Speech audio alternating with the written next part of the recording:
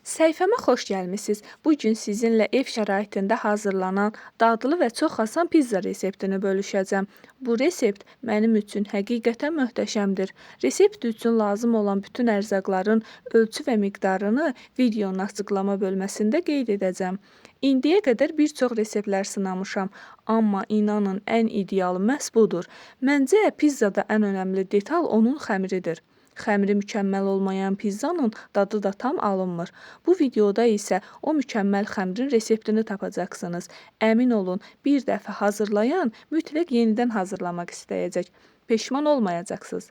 Resepti hazırladıqdan sonra fikirlərinizi rəy bölməsində yazmağı, videomu isə yaxınlarınızla paylaşmağı unutmayın.